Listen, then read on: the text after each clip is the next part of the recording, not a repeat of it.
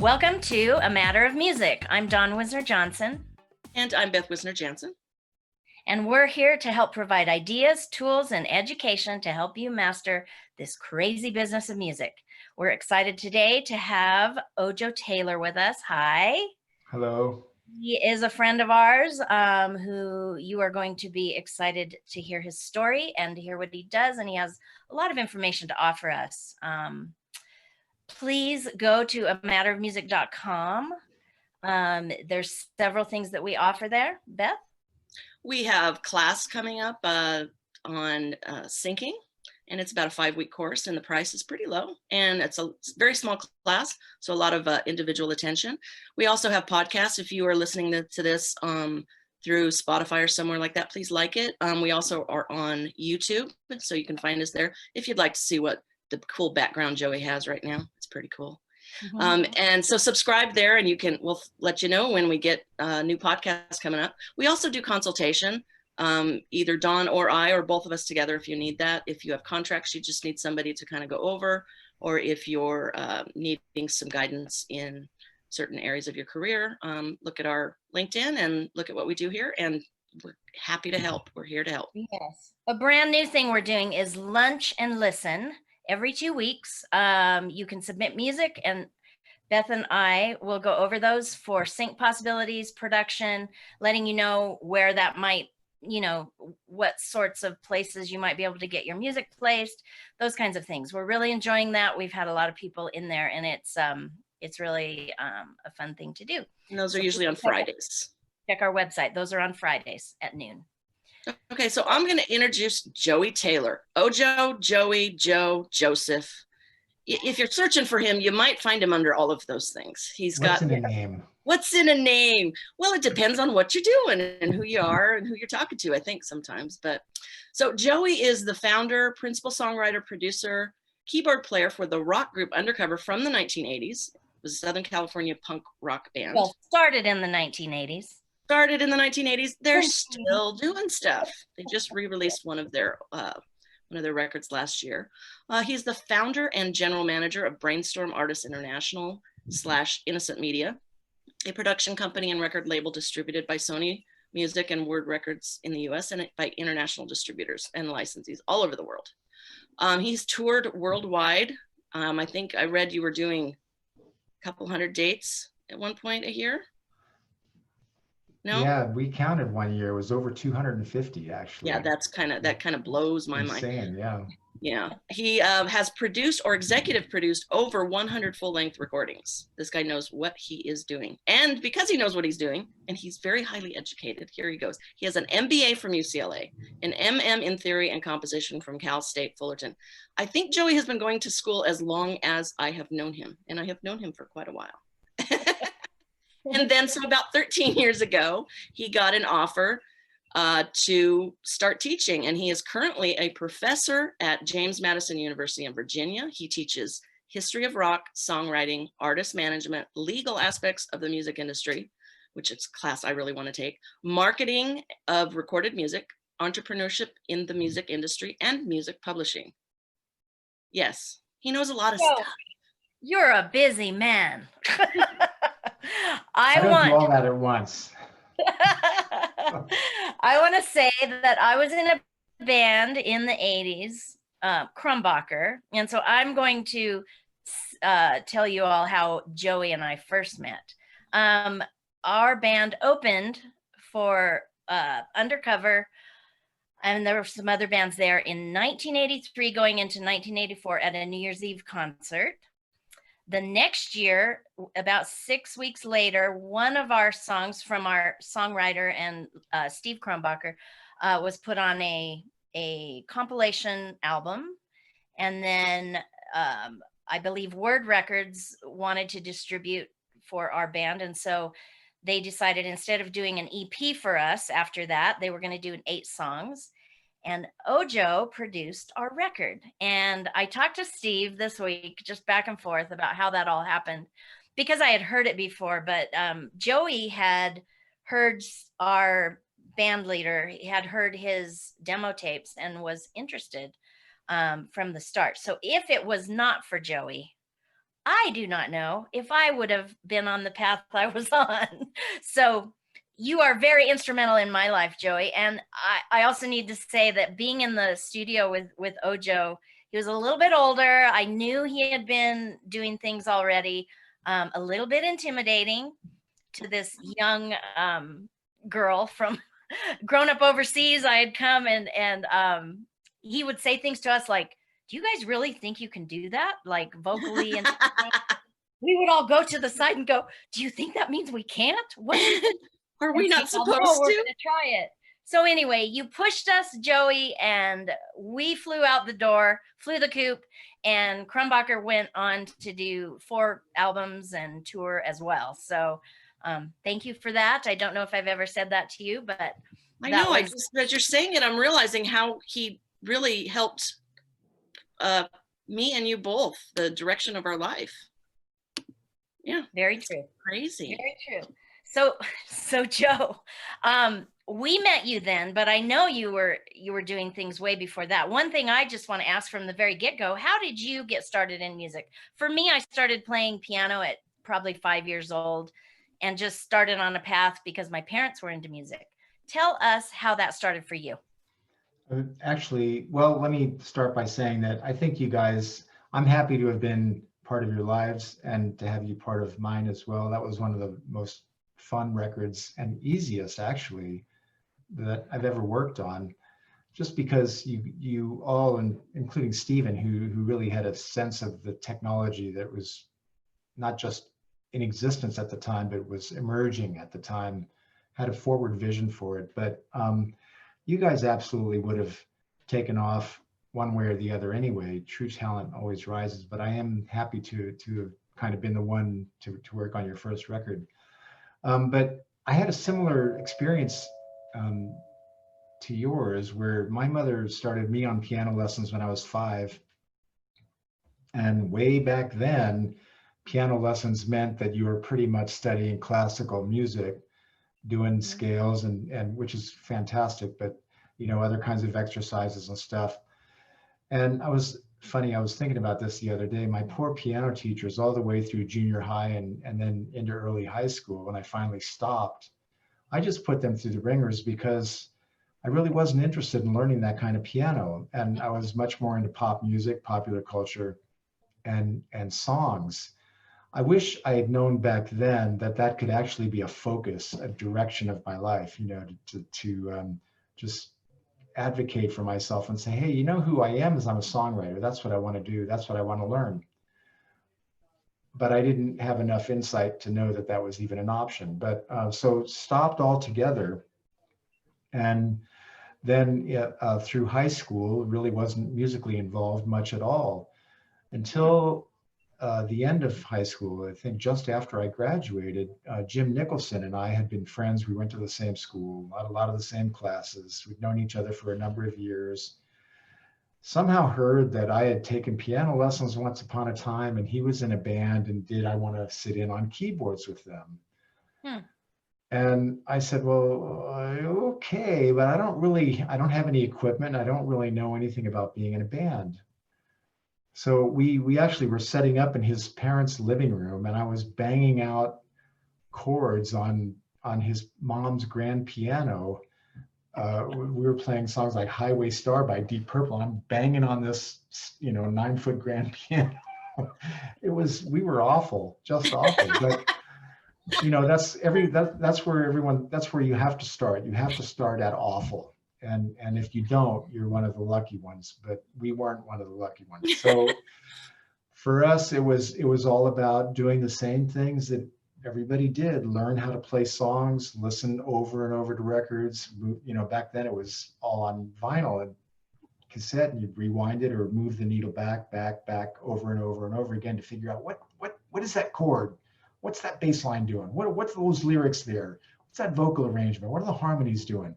That drum fill, you just deconstruct songs by listening over and over and over. And that way you learn how music works.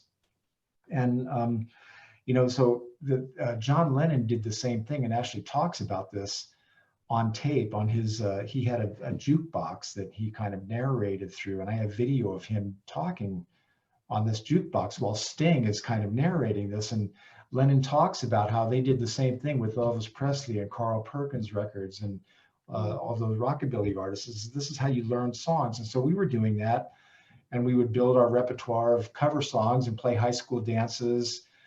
And then around 1976, I guess it was, when the whole Calvary Chapel thing was blowing up, we got involved in that and decided we should start writing original songs, which was another whole learning curve. Well, how do you do that? But at least we had some tools in our toolbox from learning cover songs, what kind of chord progressions work and arrangements and choruses and verses and pre-choruses and bridges and all of that stuff.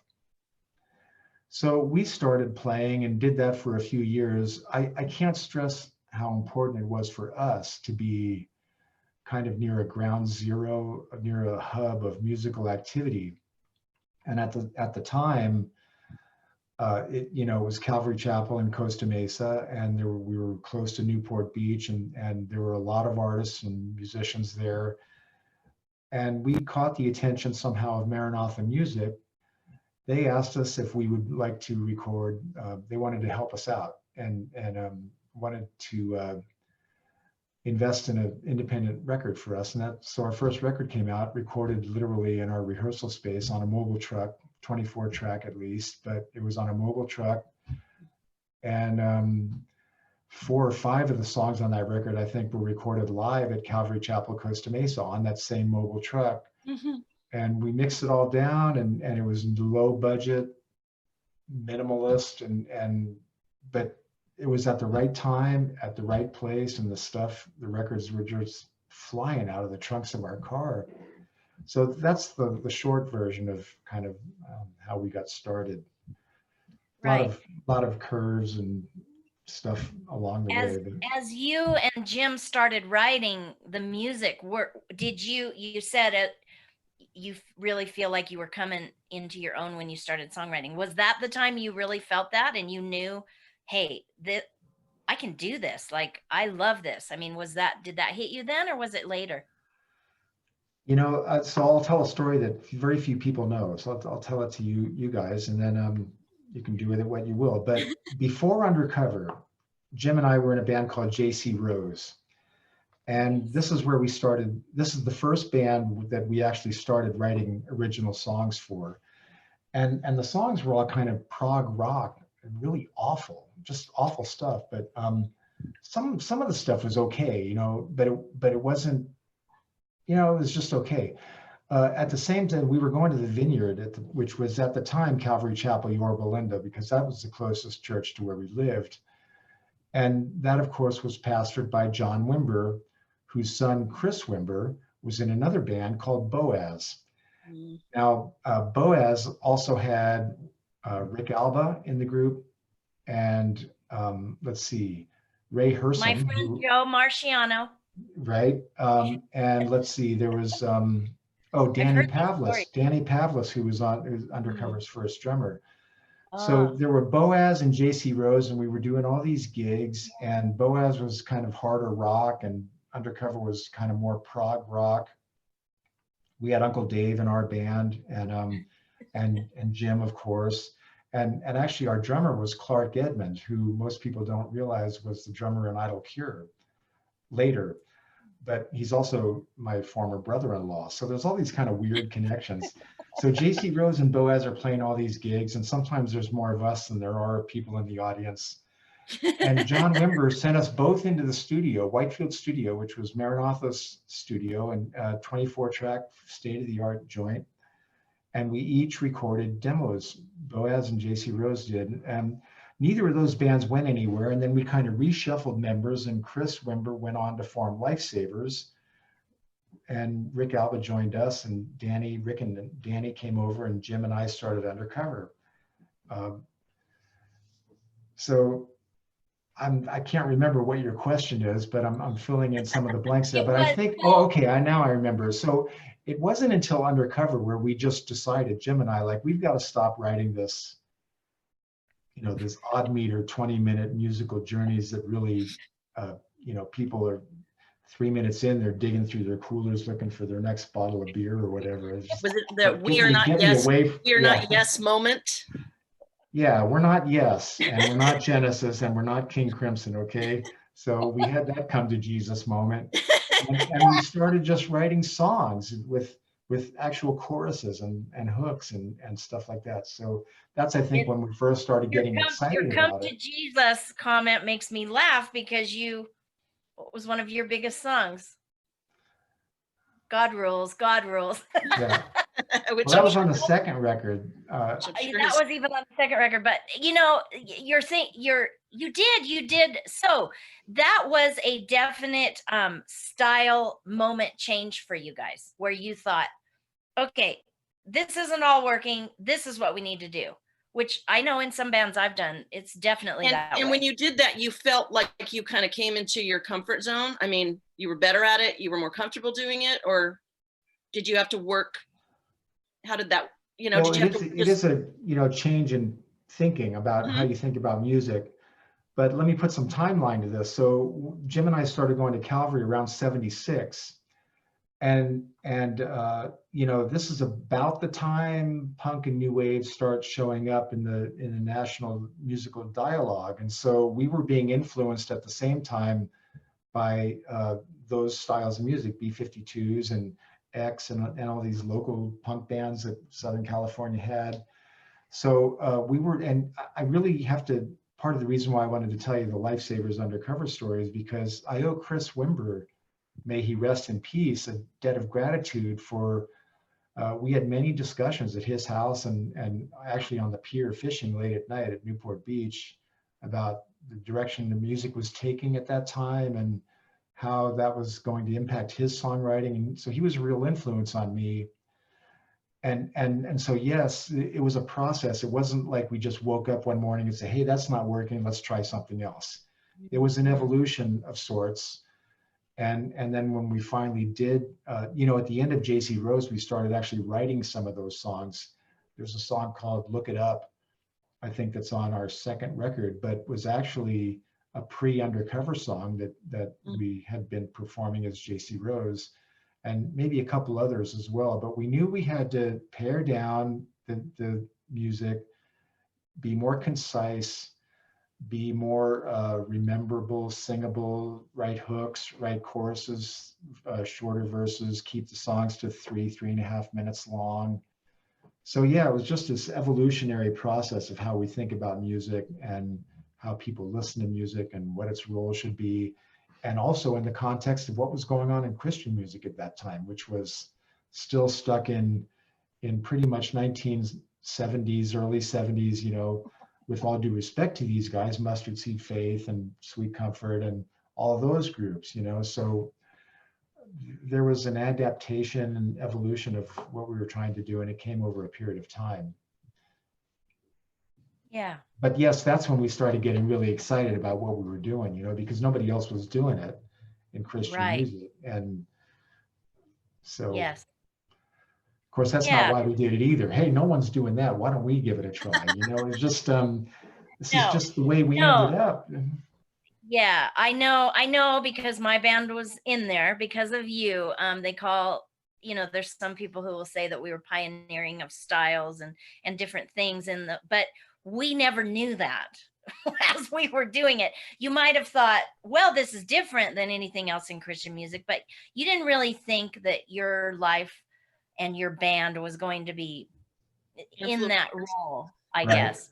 We were just doing it, and it was fun. And I will say I was always a rebel. So I was going to say there's a little bit of a rebellion thing going on where all of those bands back in that time, that group of bands from Southern California, those are the ones I know, were a little bit rebellious in that pushing it a little bit. There was a little bit of that. I liked pushing it, and I liked the bands we were with. Why you're artists. I mean, that's what you do. Right. Well, and the interesting thing is that, looking back, you're right, Dawn, we weren't smart enough to know the impact that we were going to have down the line, or that we were going to have any at all. We're just doing what we did, just like you guys. Having said that, well, I don't know, that's, I'll just leave it there. I think you just do what you do, and you don't know where it's gonna, you don't know what's gonna happen downstream. Oh, I know what I was gonna say. This idea of being rebellious. Somebody pulled me aside once because I was using that language also and said, you guys really aren't that rebellious. Read your lyrics, they're pretty straightforward, pretty conventional, pretty conservative, actually, traditional Christian lyrics. What you are is revolutionary, which is a different angle. Yeah. And I thought that was a good point. And the reason why I think that's important is because people today that might look back on the early 1980s when all of this was happening, our first record came out in 1982, might say, oh, they might look down their nose at the early Lifesavers and Undercover records. Oh, it was Christian cheerleading and bubblegum and stuff like that. But what people may not understand is that we had to do that. We had to be somewhat traditional or conservative in ways to appeal to bring those people in that might have otherwise been reluctant to consider punk rock or new wave. Right. So it wasn't again, hindsight is 2020, right? You look back and say, oh well, yeah, look at the way things lined up, but we didn't know that at the time. We couldn't have foreseen that. But you kind of gave in on a little bit of one thing while you were pushing at the other. The musical aspect of it, the musicality of it. You kind of had to balance that, I think. Yeah. Yeah. Yes. And I know, I mean, yeah, we're not going to get into this a lot, but just, after you and I are not in this Christian music anymore, will not be again, either of us. After I got out of Crumbacher, I ditched Christian music almost completely. I did go into worship music just because it was a place where I was drawn to, because people sometimes wanted to pay me to do that in a church. So it's like, oh, well, yeah, I can do that, but even doing that within a couple of years, I was like, no, this is not what I'm going to do. So my next band, was not in that, it wasn't Christian music. I definitely made that a clear thing, because even as we were being revolutionary, as you say, I still felt very stifled in that band. And I don't know how, sometimes I'll talk to Steve Crumbacher about it, and he's like, I didn't feel that at all. I felt comfortable there. So, but we all have different personalities, and we don't like to be settled into one thing. And so, I've journeyed on in my journey, as well as I know you have, Joe, but I look back on that with, I wouldn't be where I am today if I hadn't done all of that, as I said earlier. Everybody goes through their journeys, and you need to take what you learned, and you outgrow where you are oftentimes. And, right. It doesn't mean it's not worth, because it got you to your next place where you had your own voice. Sure. Which brings me to the next thing, Joe. I mean, I think we all felt like you were always a leader in that scene. Maybe it was your age, maybe it was just your presence of who you were. I don't know, but I know our band definitely felt that. But from there, you went on to start your own record company with Gene Eugene. And how did that transition go for you guys? And yeah, that's a good question too. So there was around 1985 a convergence of otherwise unrelated events that happened at the same time that kind of led us to that point. So 1985, we did our first tour of Europe in the summer, and that tour was a little controversial because I had just become separated from my first marriage, and so there was a question. I went in and talked to Chuck Smith about it, and I said, look, I'm making myself completely accountable. I'm in counseling. I had actually talked to Randy Stonehill. I picked up the phone and called him out of the blue one day because he was the only other person that I knew in Christian music that had gone through a divorce. And so we had a long conversation. And so there was that question of, well, should we send Undercover? This is Calvary Chapel that was basically sending us on this 6-week European tour and financing a lot of it. with other co-sponsors, Youth with a Mission and some other organizations. Long story short, we end up going. Chuck says, "Yeah, I think you're in the right place. Your head's good. We're going to go forward with this." And it was a really successful tour. We came back from there, though, pretty much changed people. As anybody that's done any traveling knows, you can't go out of your little bubble without coming back a different person. And one of the most important ways that we saw that was the way Christianity is lived overseas, in Europe especially. It's a different animal than it is here. And for me, one of the most interesting ways that showed up was in the way they freely have a glass of wine or beer, and that was just, blasphemous here back then in the 1980s. But also, Europe is much more friendly to things like smoking cigarettes, which I was a smoker. So they smoked openly. I remember being in a truck with you and somebody drove by that you recognized and you were like, yeah, and so that's exactly right. And I was never at peace with that. There were people like Glenn Kaiser from Resband who'd say, "Look, we have an obligation to be examples to the rest of the world." So there's that side. And then there's another side in my head. I'm thinking, well,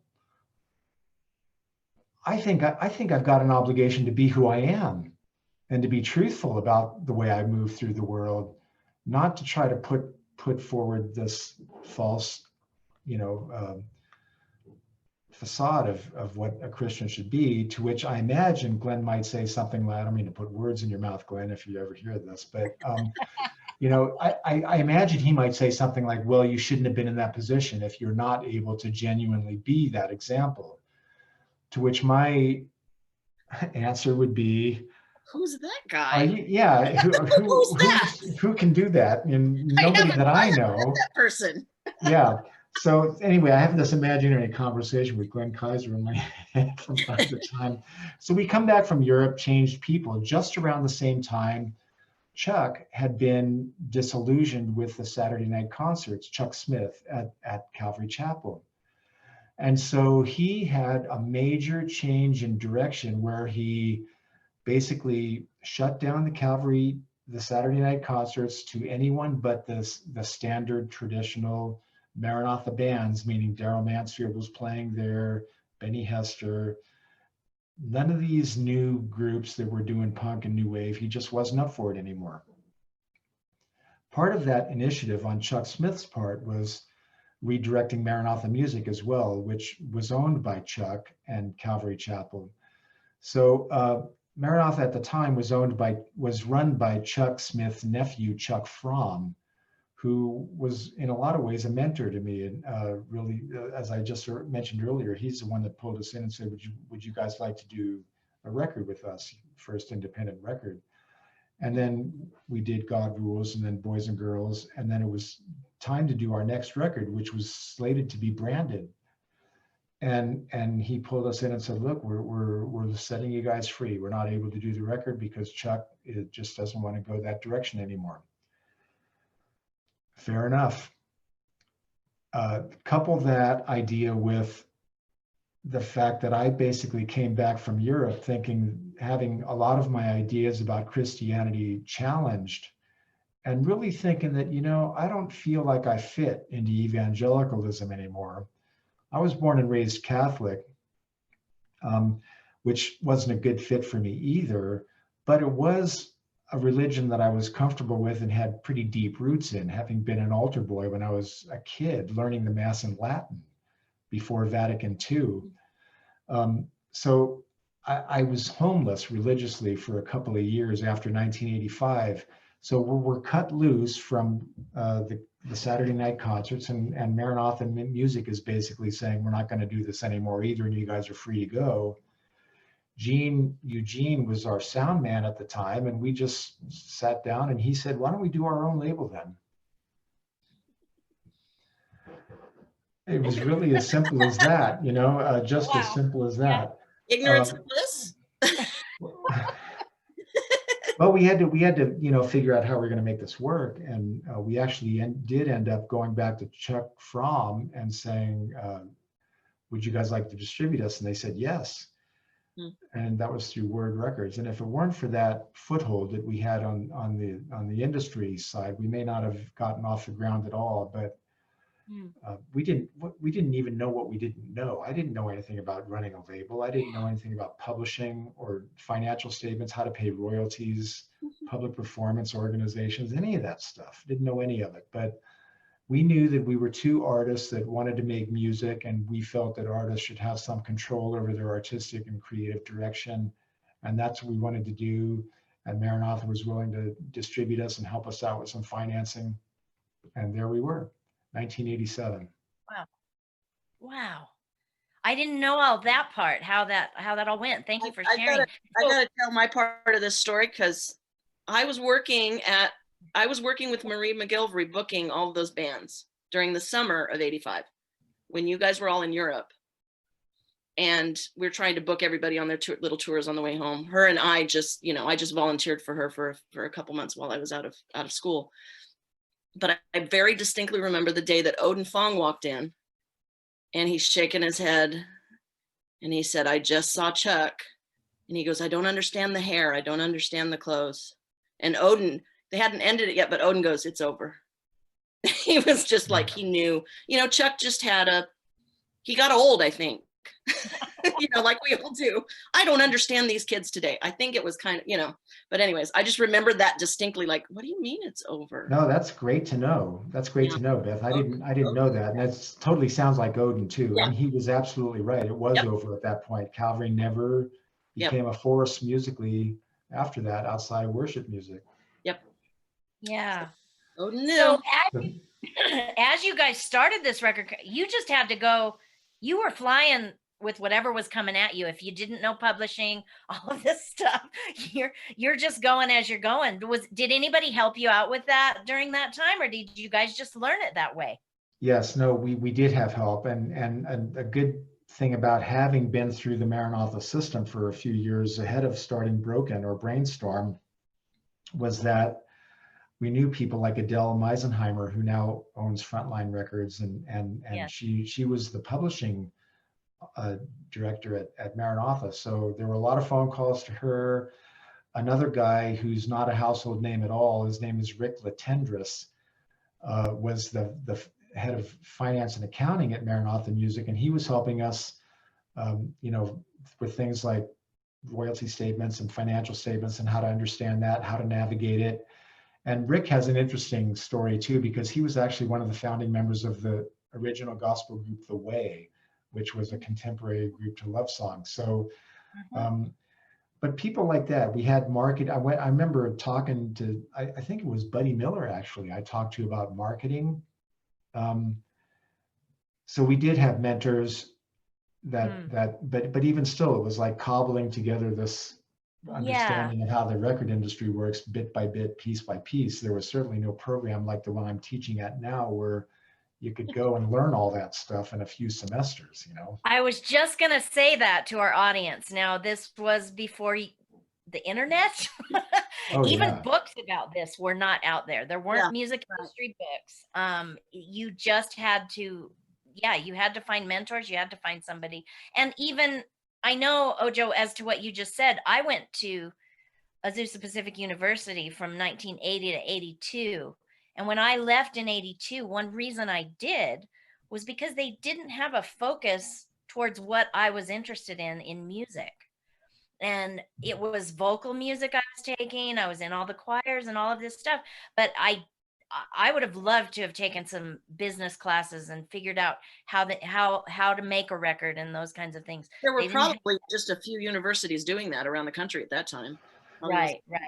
Even then. Yeah, and it is an emerging discipline. It's becoming more popular, and there are quite a few universities and programs now. But there's still not a lingua franca, as it were, a standard kind of program where if you study something like music, well, you're going to go into a university's music program and you're going to study music history and music theory, and you're going to play in some ensembles and all that stuff, take lessons. But for music industry or music business, it doesn't even have a common name yet. There are some schools that offer it in the context of a business school. There are other schools that offer it in a music school, but they don't focus on any of the technology. There are other schools that focus on the technology, but not on the business side. So there's not kind of a one model yet. The one thing I do Yeah. like about ours is that we are in the music school, so we're music focused, and we do focus on the business side, which is mostly my angle, and then my colleague David Cottrell focuses on the technology side, the studios and post-production and that kind of stuff. So it is an emerging discipline. I'm happy to be involved in it. Yeah. Yeah, It's kind we of are weird too. that it's in Harrisonburg, Virginia, of all places. Though you think about, Belmont and Nashville, or somewhere in LA or NYU or something, but here we are in the middle of the Shenandoah Valley somehow. Well, revolution, Yeah, man. And exactly. let me say, one of your students, you sent me an email or LinkedIn. I can't remember how we connected, but Joseph, Yeah, you sent him my way. And oh my gosh, when we were just talking about the DVD Kickstarter. When we did that, he was doing research for us. He helped us a lot. He helped me with some of my artists, some of my bios. And I was like, man, Joey's a good professor. You've got all this in spades. I was really excited to work with him. So he's a great guy. yeah, he's a good guy.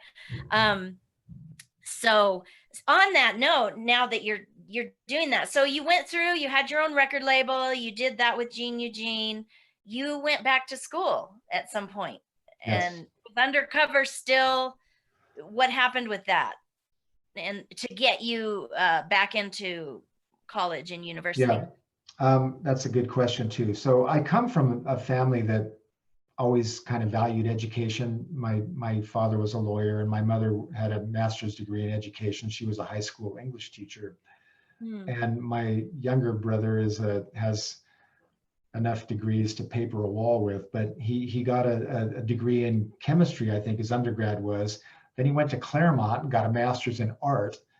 He got an offer from some museum, I think it might have even been the Smithsonian, to work in art restoration, which would have been a good mix of chemistry and painting, which was what he did.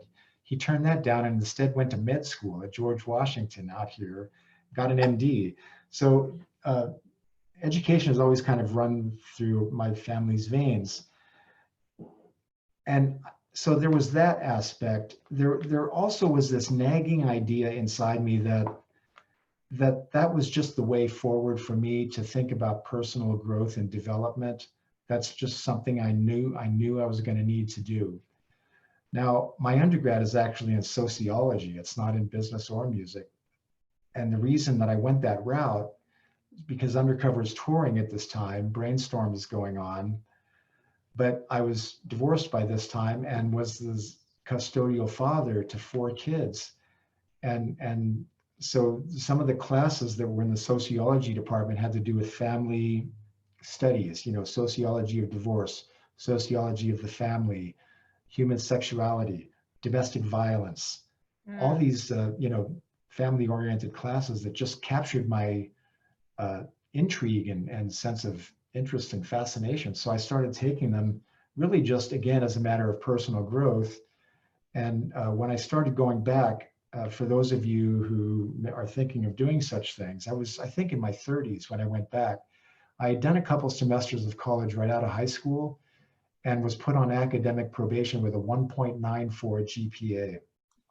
So that's the hurdle that I had to, I had to get over that to even be readmitted to the university. And I was readmitted with a 1.9 GPA on academic probation when I was in my 30s. But when you go back, you really want it. It's not something that you feel like you have to do. It's something that I really need to do this. I was interested in the coursework. I ended up with my BA. I graduated in '94. Now, Brainstorm had been in business for about 7 years by that time, and Undercover had, by '94, was kind of winding down a little bit. Sim had moved to Florida, and Jim and I had done the Forum album, so there was really just the 2 of us left in the group, and it just, it wasn't the same energy in Undercover as there was maybe up through Devotion, let's say. And so I graduated from college when I was 38 years old and had some great mentors in the business school there, because I had a minor in business, major in sociology, and they kept saying, you need to go to grad school, you need to go to grad school.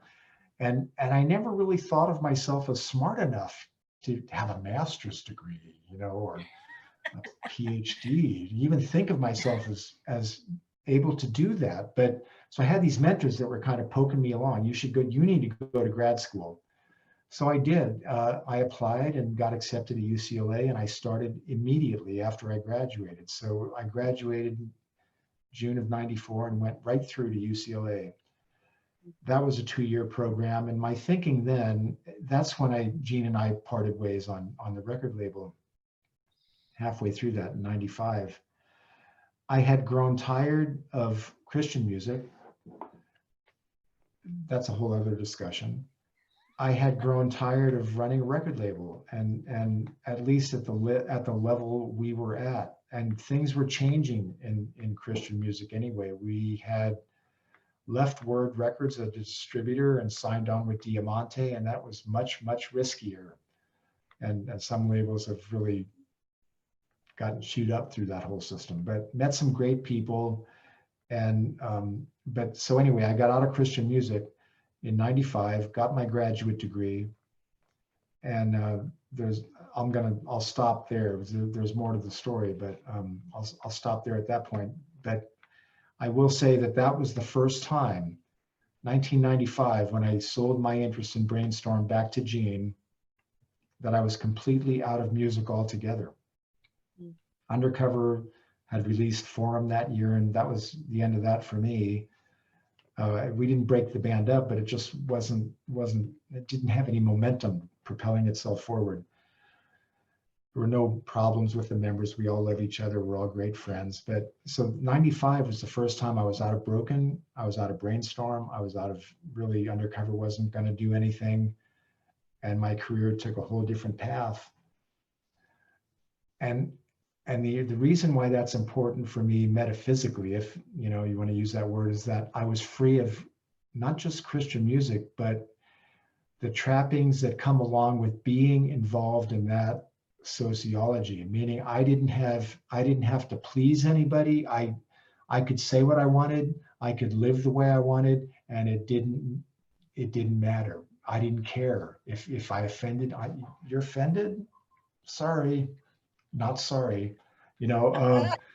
I could be authentic, I guess is the real word, because I didn't have to, watch my tongue for a fear of offending any of our audiences or any of the people that might buy our records or the people that might come to our shows. Fuck all that. I just didn't have to care anymore. Huh. So that was a pivotal moment. What a freeing time for you. Yeah. Right? Yeah. I know what that feels like in several ways. Yeah. Several different times in my life. At that point, you were 38? I was 38 when I got my undergrad in '94. Yeah. And then I started right through at UCLA. That was a 2-year program. Okay. And so being able to succeed at UCLA, so I graduated top of my class with 2 other students had the same GPA, but all 3 of us had the high GPAs, and I was chosen by my classmates to be the speaker for the graduates. So I gave the graduation address at UCLA that summer. And so to be successful outside the context of anything Christian music related was really important for me personally. Wow. That's awesome. Now you said, okay, so you felt free from all of that. So you weren't in a band. You didn't do any of that for a while. Is that right? Yes. Did you How long were you out of music then? Well, okay, so I graduated from UCLA in '96. It was a 2-year program. Graduated in '96. When I came out of UCLA, I had 2 job offers right out of the gate. One was vice president of marketing at Word Records. So, and this was a fantastic opportunity. I was going to be working with Judith Hibbard and Lauren Ballman and Roland Lundy, the president of Word. And my direct Wow. boss was going to be Jim Chafee, who was running Murr Records at that point. So I'm thinking, okay, this is pretty cool. Get out of business school and go right into a vice president of marketing job. They flew us out there. In Nashville? It was in Nashville. Oh my gosh. So we're flying out. Oh my. Yeah, Were you they're there, flying us Beth? out. No. Oh. No, I just know Joe enough to know, like, dude. I'm like, I know what happened, but I'm like, dude, don't do it. Well, of course, in hindsight, we know how that ended up. But I'll say this: I did, multiple interviews out in Nashville. Got to meet all the people. They felt great about it. I loved them. Felt great about the job. They made me an offer, and at the same time, I had this other offer from Southern California Edison in California. And I'm thinking, what the hell do I know about electric utilities? I know that you turn the switch and then the light goes on and you plug in your amp and your keyboard rack and it works. But other than that, I don't know a whole lot about it. And again, going back to my business school mentors, I called them up and I said, this one, my accounting professor actually, and I laid the whole thing out and she says, look, this is 1996. California had just deregulated its electric industry. She said, this is a fantastic business opportunity. Now Edison has to compete with other providers of electricity because they're no longer a monopoly. It's deregulated. You could be on the ground floor of this, even if you don't know anything. Edison, the reason they're interested in you is because they need new blood and new thinking to get out of their monolithic mindset of how this business works. So I hide that away in my brain. At the same time, I'm thinking Word Records in Nashville. And I love those people. Jim Chafee was just fantastic. We hit it off right away and just love them all. But I'm thinking, okay, Edison paid more money, rather significantly more money. But the real thing came down to what Beth was getting at is I'm custodial father of 4 kids, and that means rooting them out of school and moving them to Nashville. We had been looking at real estate and everything, and that was you had some friends, I'm sure you had some friends there, but still, your kids didn't. Not everyone had gone there though. It was still pretty new, but I ended up saying goodbye to music once again. So that I was burnt out on it. I had had enough. And coming out of business school at UCLA, I mean, the people that I was in that class with, it's a top 10 worldwide MBA program. My study partner was the assistant general counsel of Lockheed Martin, whose office was right next door to Pete Conrad's office. And if you don't know who Pete Conrad is, look it up because the dude walked on the moon, okay? So I actually went into Pete Conrad's office. I'm seeing moon rocks and all this Apollo paraphernalia. This was a pretty easy call for me. Mm-hmm. And that's just one of my school members at UCLA. The whole program was filled with high achievers and I'm not trying to pat myself on the back. It's just that I'm looking at this one world that's kind of mostly in my rearview mirror versus looking forward to new horizons and personal growth and all this stuff. And at the same time, I don't want to lift my kids out of school. I've got my house in California. We just decided to stay. So again, a very pivotal moment in terms of my direction. Your question was, when did I get back into music though? I took the job at Edison and I was there from 96 till Gene died in 2000.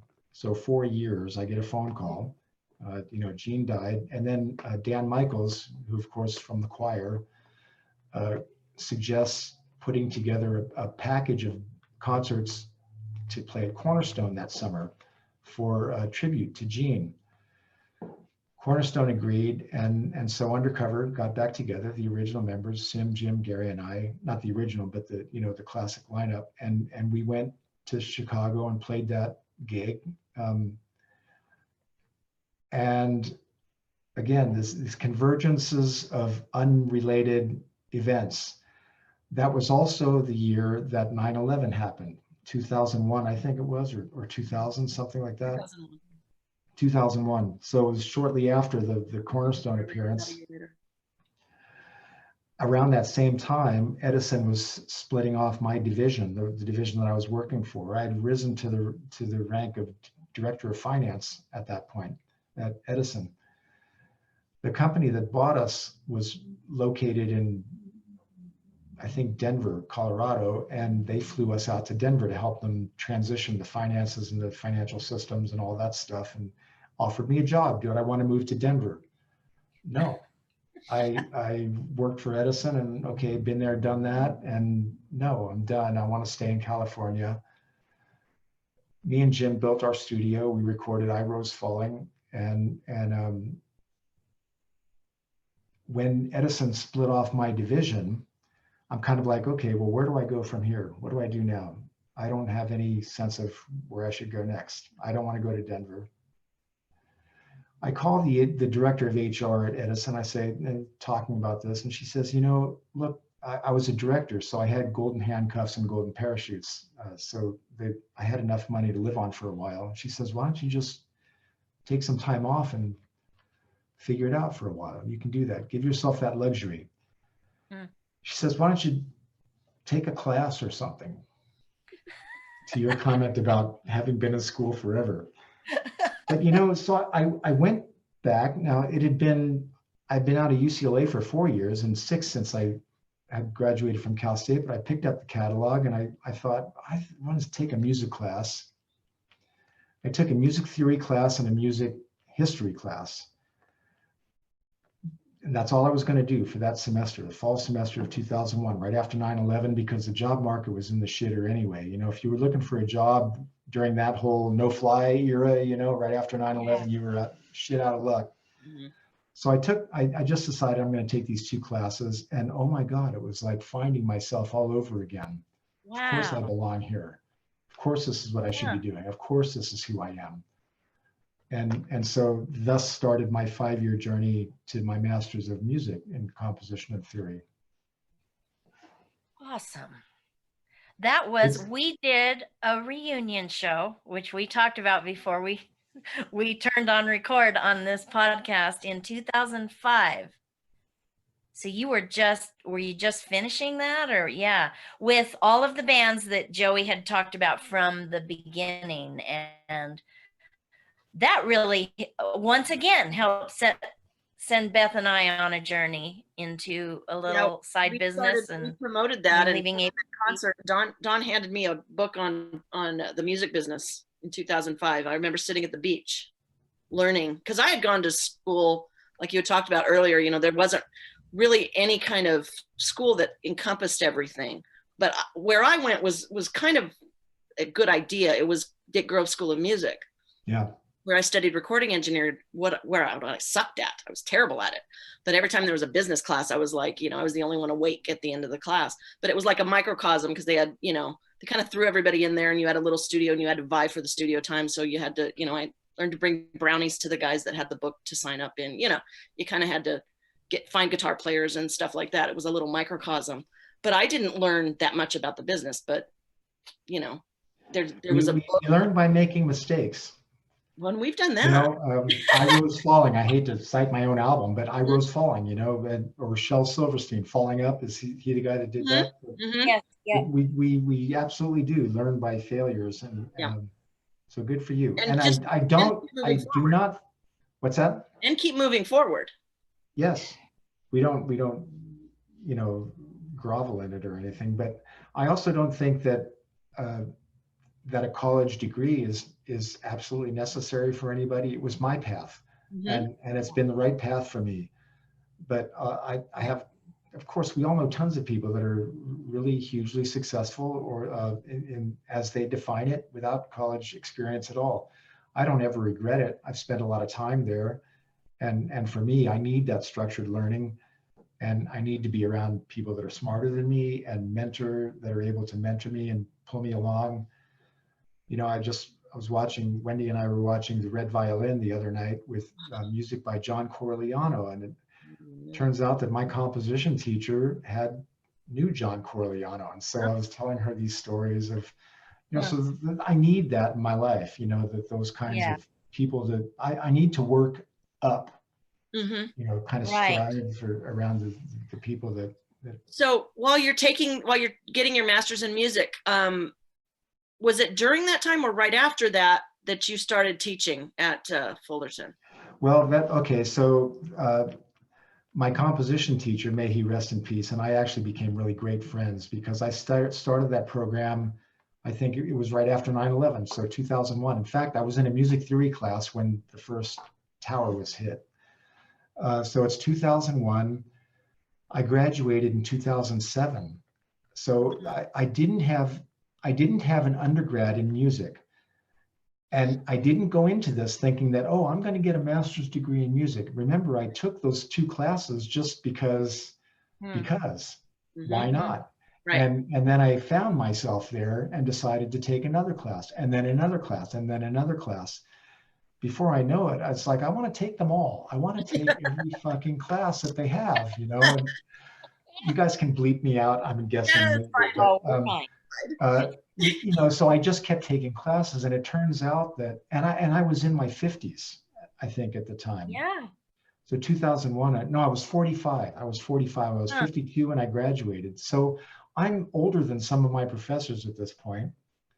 And my composition teacher was just a few years older than me. So these were not just lessons. These were life-changing conversations about the what music is like. And he was telling me about his experiences. And I'm meeting composers that have changed the direction of music, not just Christian music, changed the direction of music. Yeah. Period. You know, the music will never be the same because of these people. And here I am working with them. Wow. So that's pretty great. Somewhere along the line, it was so I had to make up, I needed 30 upper division music classes, all of which had prerequisites, before I could even apply into the master's program, which was then another 30 units plus recitals and all that stuff. Dear Lord. But I didn't care. I didn't need the degree. I already had an MBA. I already had Undercover and the label in my rearview mirror. I already have an MBA from UCLA. I had been director of finance at a Fortune 50 company. It's good enough, you know, but this was not for any of that. This was because this is what I needed to do for me. I needed to fall in love with music again and learn how to be a better musician. So my composition teacher, Lloyd Rogers, he said, well, you're on the slow boat to Mazatlan, just relax and enjoy the ride. So it was a 6-year journey to take all those classes and earn all those units and go through the rigor of recitals and lessons and juries and all that stuff, which I did. A year or so before I graduated, my musicology professor, who I'm still in touch with, comes up to me and says, look, you've got an MBA, so you're already qualified to teach at the university level. You've got all this experience in your band. You're about to have a second master's degree. And we've got this class here called the Business of Music that nobody's teaching because nobody knows it. Are you interested in teaching it? And I had never taught before, you know. So I said, well, you know, one thing I've learned in my career is you say yes and figure it out later, okay? Yep. So sure, I'll do that. How am I going to do that? You know, but I did it and did that for 2 semesters. And then I graduated. And right before I graduated, that same musicology professor comes up to me and he says, hey, I just saw this job opening for a teaching gig in Virginia, this James Madison University. I'm reading the description. It sounds exactly like you here. And he gives it to me and I read it. And it did sound exactly like me. I'm at the end of this program and I'm thinking, where do I go from here? What do I do with this? Okay, I've got an MBA and an MM. Maybe Disney Studios will find that valuable, or some movie studio I can go to, maybe stay on the artistic side, but I've got the management thing going too. And so I'm thinking about all this stuff. Never really thought of myself as a university professor. But just on a whim, sure, why not throw my hat in the ring? Called a friend by the name of Preston Jones, who's a history professor at John Brown University in Arkansas, who has a PhD in history, and met his wife at an Undercover concert at the Redlands Bowl from Rock of Love. Ah, So he had written a book with the lead singer from Bad Religion. He contacted me. I didn't know Preston at the time. He contacts me and says, yeah, I've got this book with the lead singer of Bad Religion, and we talk about you in it, and I just thought you might want a copy. And I said, sure, send me one. Sends me one. I read it, and Preston and I then start this friendship over time. I call him up and I say, Preston, I've got this job opening in Virginia that I'm thinking of putting in for, but they need an academic CV, not just a resume. It's a whole different animal. So he walks me through how to put that together. I put it together over a week or so, send in my application, list 5 or 6 references on the letter. A couple of days later, I get a phone call from Rob Watson, the keyboard player, who was one of my references. And he says, hey, I just want you to know that I just got a phone call from this James Madison University or something. They want to know all about you. They hadn't even called me to say that they were considering me interviewing me, but they were calling my references. So, but anyway, the rest is history. It was a perfect fit for them, and it was you know, as I said, they were looking for somebody just like me, but it's in Virginia. mm. Anyway, that's the story of how So I started teaching and how I obviously, ended up yes, here. we know you took the job. Yes. The job. This is your life, part of your life's Yeah, work. it's a mission. Yeah. It really is. Yes. That's what I wanted to ask you about. I know because one of the things that Beth and I are doing now, the podcasting, I mentioned the lunch and listens that we have. Even though sometimes I'm stressed out by these things or whatever is happening, it is absolutely my passion to talk to people about their music and tell them how they can move forward and get better. And so that I have that in me. And so I know you have that in you because I've even, before we did this interview, I just did some Googling and I saw some of your students, you know, comments on your class, and they're either all 5s or they're low because they don't like to work hard. It was the best class. I read some of those too. It was the best class I ever took. And then you'll get like 5 of those, and then you'll get one going like, this was supposed to be fun for me. This was a fun class I wanted to take, and he's a hard professor. No, but I know also that you are fun and your stories are great. But tell me a little bit about now. You get to JMU.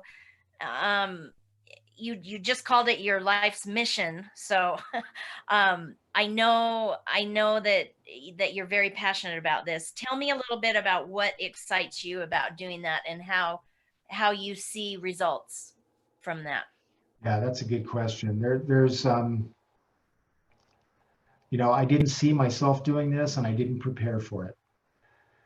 And I see people that prepare for such careers. And I'm lucky in the sense that my experience in Undercover and running a label has been extremely valuable to my students, versus if I had just gone through to get a PhD and then start teaching without having done any of it. Just they find that very valuable. Morton Feldman, the composer, talked about teachers teaching teachers to teach teachers, something along that line.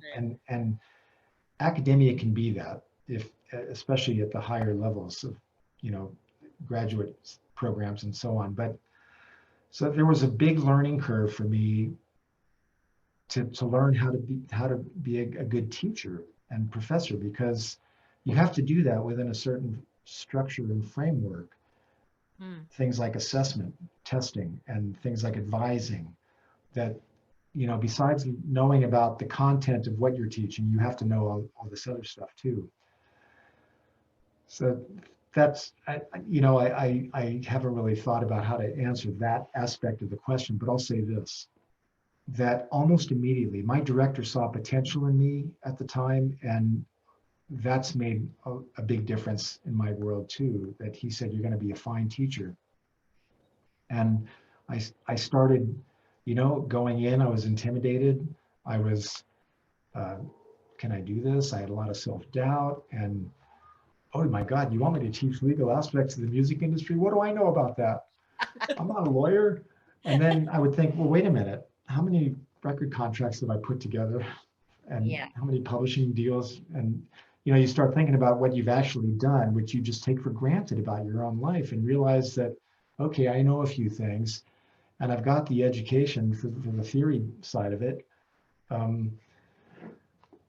Once you give yourself permission to be good at something, it changes the landscape, and it changes your confidence, and the students respond to that. The biggest difference for me has been about the results in their life, not so much what it's done for me and whether I'm a good teacher or not. I never read those websites that you guys are talking about, I never read them. I can't do that. Yeah. But what I do see is former students that are now intellectual property attorneys in New York City, in Los Angeles, that are talent agents at, CAA and William Morris. And I have another former student that is now director of copyrights at Universal Music Group in New York City. I have a songwriting student that you guys may have seen posts that I've made on Facebook. They're signed to Atlantic Records. And until the pandemic, we're just touring madly, playing all the big festivals and stuff. So, they also maintain the connection. So those two students that I just mentioned, the songwriting guys, Jeff Gorman, they're from a group called Illiterate Light, if anyone wants to look them up. NPR is all over them. They're just fantastic. They come back to JMU every semester and ask, can I come and talk to your songwriting students? Because they were there in that seat themselves, and Yeah. they know how important it is. So those are the things that make it worthwhile. It's not about having a job. It's not about a career.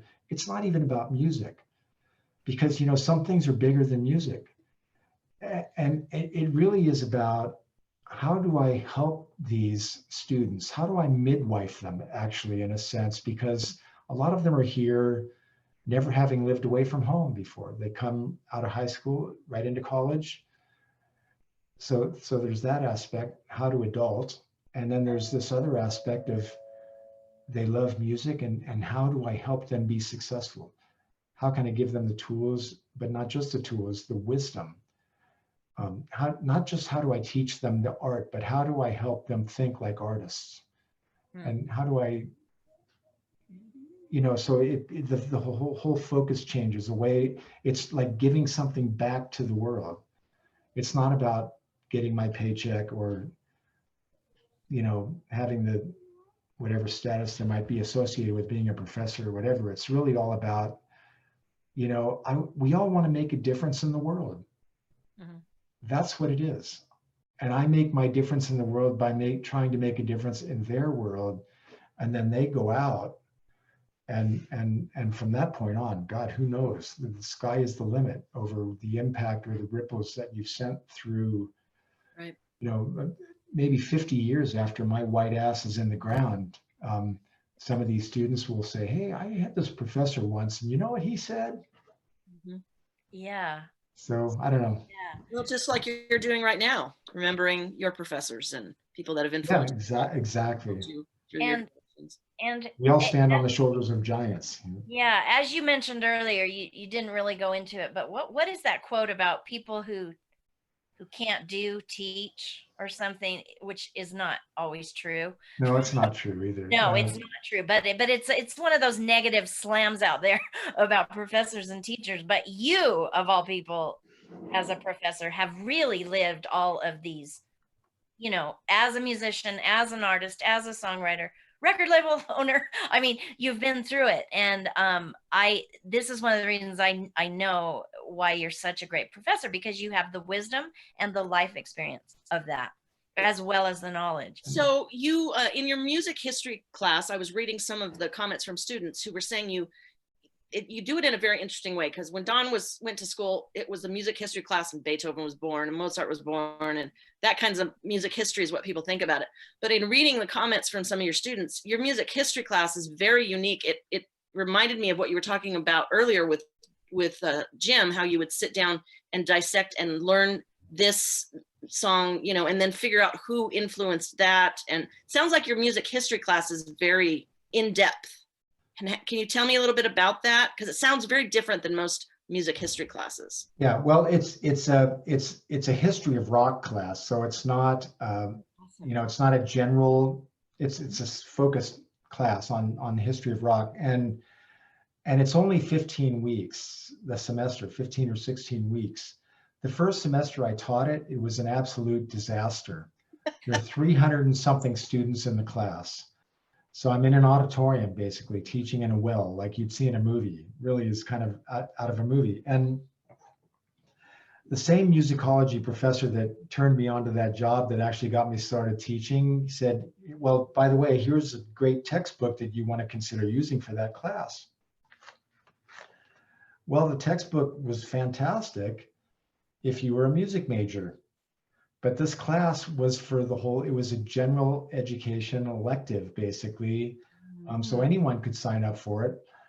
And I taught it as a music class, which was a big mistake. And I got hammered for it in my evaluations.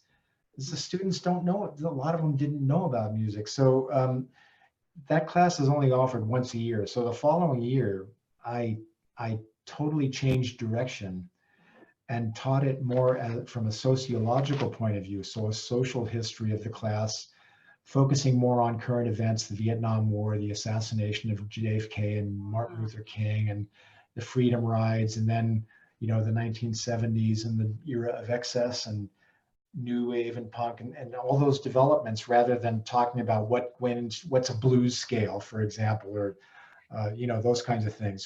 Here's a 12-bar blues. They don't care about that.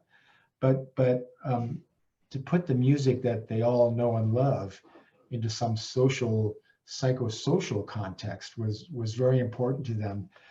And then to bring a little bit of experience, I'll give you one example, as you get a little mini lesson, kind of the one like I do in the class, when we talk about the Beatles and the importance of the Revolver album, which arguably is more important than Sgt. Pepper. But at any rate, there's the song Tomorrow Never Knows on it, which from a musical point of view is just fantastic, because Paul McCartney plays a C the whole time. There's one note in the song, C, the whole time. Ringo Starr does the same little drum beat the whole time. It's an 8-bar phrase that repeats 9 times. Each verse has one line and a refrain, and it repeats 9 times. 2 or 3 of those 9, though, are instrumental. And if you know the song, you hear all those tape loops going on with George Martin and Jeff Emmerich.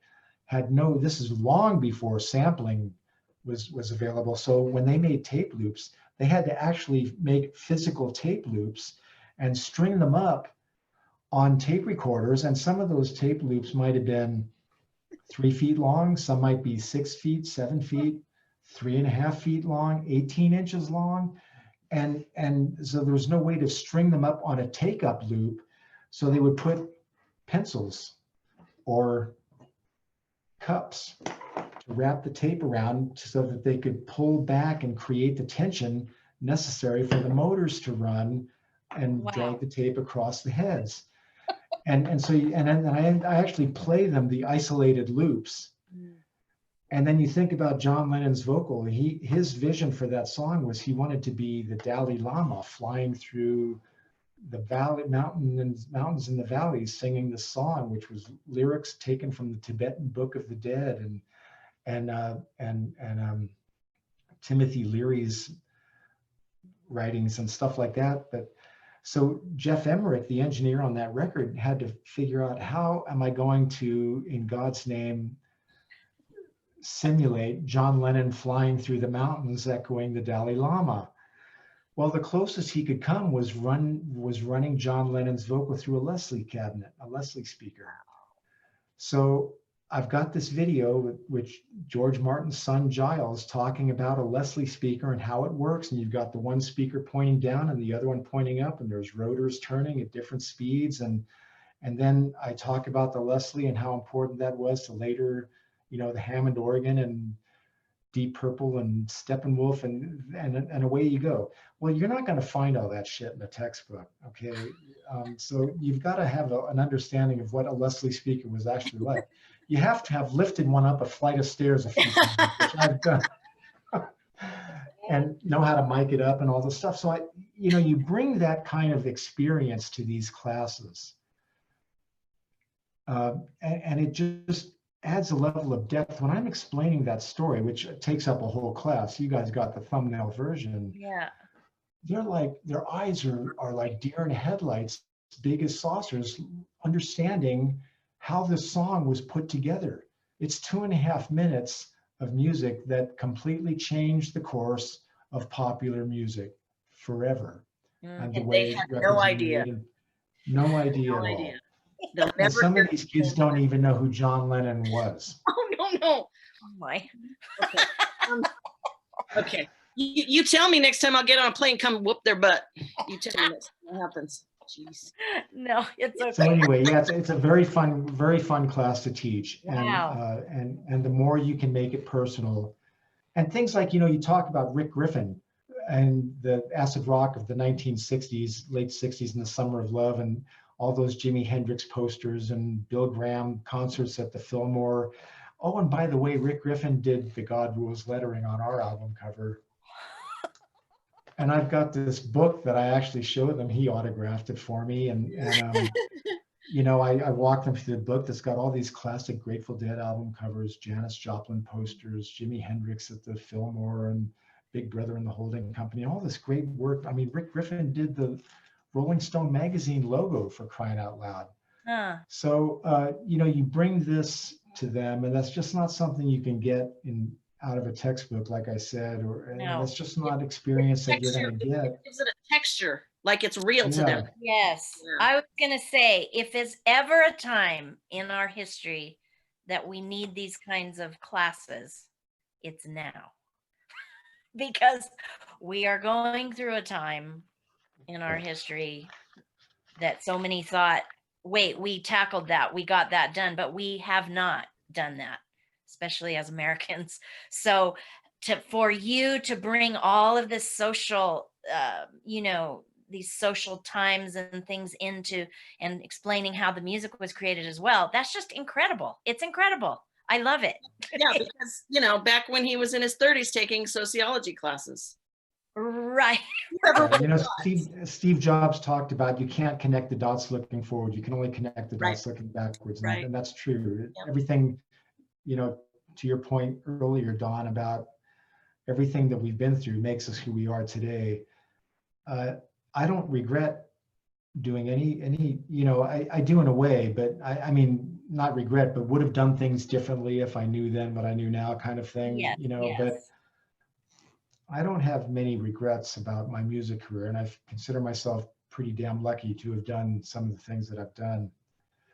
But you're right, when you talk about it is almost uncanny when you look at civil rights legislation in 1964, the Detroit race riots, the Rodney King problem, the travesty. It's not a problem. The whole Rodney King thing, the O.J. Simpson thing.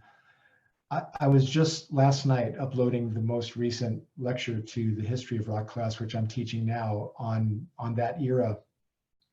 And part of that lecture, as it's been every year, is Creedence Clearwater Revival. They played at Woodstock, had a whole string of hits. A lot of those hits were protest oriented, including Fortunate Son. And sure enough, it's right in the middle of the Fogerty is in the news again saying, hey, Donald Trump is using this song without permission. Whatever your feelings are on politics, I'm not going there. I'm just saying Donald Trump is using that song, and John Fogerty is pissed off about it. You're violating the law, sent him a cease and desist order. And I told my class, again, whatever your views on whatever side you're on, it's just fascinating that here we are 60 years later or 50 years later, and John Fogerty is still in the middle of protest, you know? Right. I for the longest time had told my class, where is our outrage as a country when we see, even before all these crazy times we're in now, where is our outrage? Where is our voice as a country that we would suffer some of the injustices that we see on a daily, ongoing, regular basis? Are we so anesthetized by media and social media and different forms of media? And you know, it's almost as if the Iraq war was entertainment, the latest football game, that once Saddam Hussein was overthrown, okay, we can go back to life. In the meantime, soldiers lose their limbs and their lives and their families years after, trying to finish that off, clean up the mess. And you know, again, whatever your views are on that, it's not what I'm talking about. It's the idea that music has historically had such a powerful prophetic voice, if I can use that word. Yes, yes. And it's kind of finding itself yet again in these times. And I'm also, I'll tie this into an earlier theme too, why it's so nice to be free of any Christian music trappings, is that a lot of Christian artists, I feel, have had to neuter themselves for fear of losing their audience. And on one hand, I can't say that I blame them, because this is how they pay their rent. Okay, so they can't afford to cut themselves off. But in what world was it ever the intention that we have an art form, if you will, that is focused on a religion that would pay us a living wage, and that living wage would be jeopardized by someone expressing their own moral leanings or ethical position? Again, no matter what side you're on, Even. What's that? Or weaknesses, their own humanity. Yes. Yeah. Can't you still, you know, you were talking about earlier about how you had to hide your cigarettes, you couldn't drink, you couldn't in the 80s, and you still can't, you know, I know many of the people you're speaking of, Yeah. you know, who get just grief for just being a human being, as if they're supposed to be perfect and all of that. It's sad that it's still that way. I have a question. Do you see in the music, you know, the 60s, 70s, that music was so, you know, my kids were just talking about CCR and John Fogerty the other day. But can I interject, because it's just running through my head? My first favorite band was Chicago, and they were in the midst of this too. And some of their songs, "It Better End Soon, My Friend," many of their songs, I was a young child listening to this.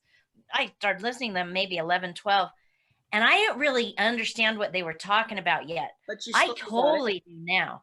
Yeah. But yeah, and so there were so many bands at that time that were doing this music and at those rallies and trying to, but anyway, go ahead, Beth, keep going. Well, my question is, because it kind of plays into Don's last question, is where do you see the music industry going? I'd like to kind of focus that on, do you see that now in the music industry? Is that happening, that social, and I don't mean like just loud and obnoxious or contrary, which to me feels like sometimes that's all that is, but is there that depth, you know, because there was such a depth to those lyrics and those, you know, it wasn't just, I disagree with you. It was coming out of emotion and what they were. Out of emotion, but it was art. It was artfully done and not just screaming, which is part of society's problem right now. But do you see that as being out there, as happening, or where do you see the music industry where it is right now in that social order, and also where it's headed? You really want to get me in trouble, don't you? No. I don't. I'm talking about politics. It's a good question. And music. Okay, look, most artists are going to be on the more progressive side of things. So we just have to go in with that understanding. But that's not true in every musical sociology. So you've got the country audiences, for example, that are much more conservative, and groups like the formerly known as the Dixie Chicks, who've now changed their name, pay for that, for their points of view with their careers, in a sense. And so there is that. They're out there. You've got Kid Rock on the right-hand side of things. And I don't even want to bring up the other guy, Ted Nugent, but there are others. People that are part of that sociology. I should have mentioned Chris Stapleton earlier, because talk about a guy who's on top of the musical world. His manager is a former student. His manager was when graduate of JMU's music industry program, and became Corin Capshaw's right-hand man. Who Corin Capshaw is the owner and founder of Red Light Management, one of the biggest management companies in the world. So, but Chris Stapleton has come out and expressed his views openly as well, and is paying for it. There's that stay in your lane argument. Well, I have students, we have this discussion, and I'm teaching artist management right now, and I've had students that say artists should stay in their lane. We don't want to hear their political views. I can't imagine that coming out in the 1960s. I can't imagine that argument holding any sway in the 1960s at all. But having said that, how are we to think about music, as you mentioned, Beth?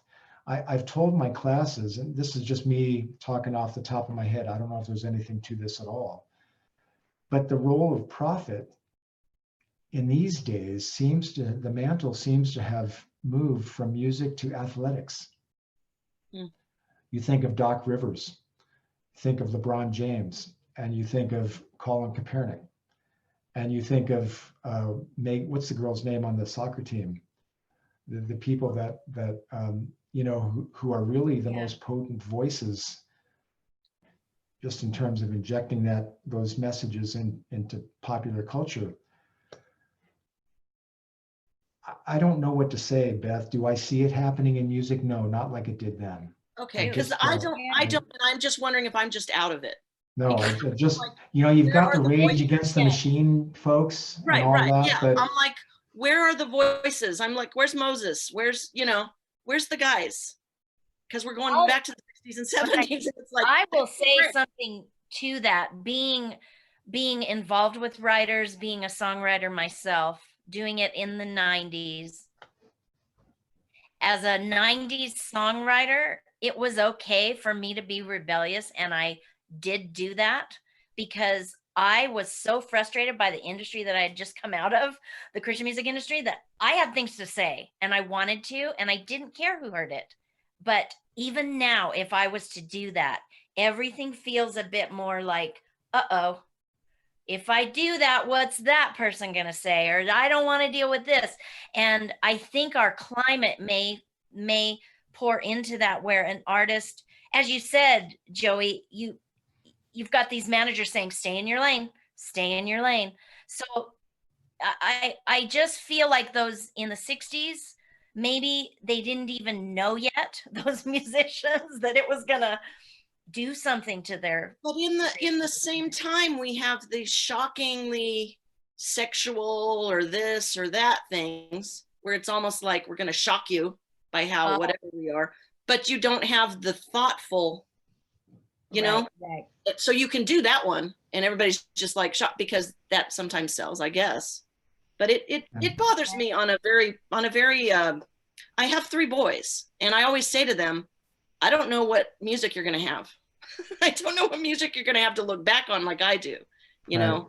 And I hope you have the John Fogertys and the, and the Beatles and the Beach Boys and things that were, and then guys that were just, the Eagles, and just some of them were more loud about their politics in an overt way. Sometimes it's very subtle. And I just don't know. I'm just like, am I missing it? That's what I keep saying. Am I missing it? Or is it just not really happening? It saddens. It's a different world right now. I mean, part of it is the fragmentation of music, right. Like my students bring up artists that are on the top of the charts that I've never even heard of. I don't even know who they are. Yeah. And that's another reason I'm grateful for my job. But it's possible to be involved, immersed into a whole wing of the music industry and not know anything about what's going on over here. Right. So that wasn't the case in the 1960s and That's 70s. true. So we've got that to deal with. Second, technology is altogether different too.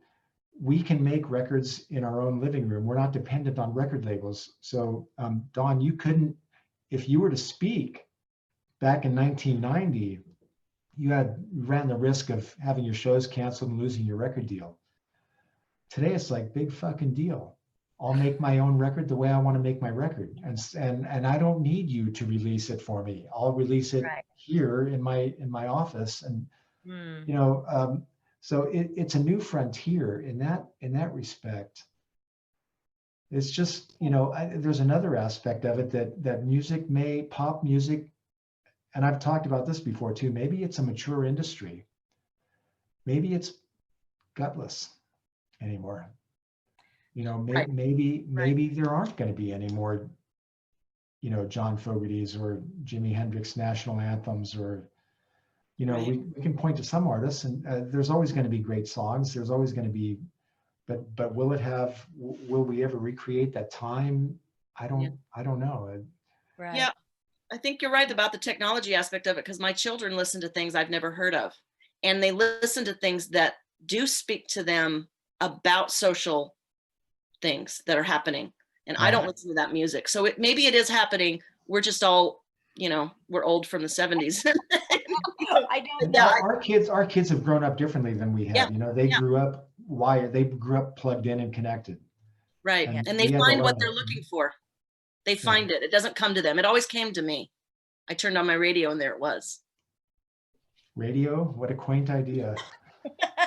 Well, you know, we're going long, which is, I knew we would, because Joe has so much to bring to the table. And on that note, we are going to bring him back.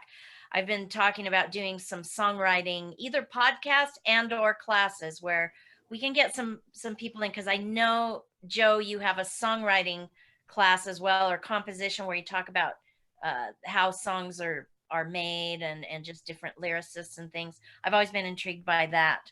And so we'll bring you back another time, if you will.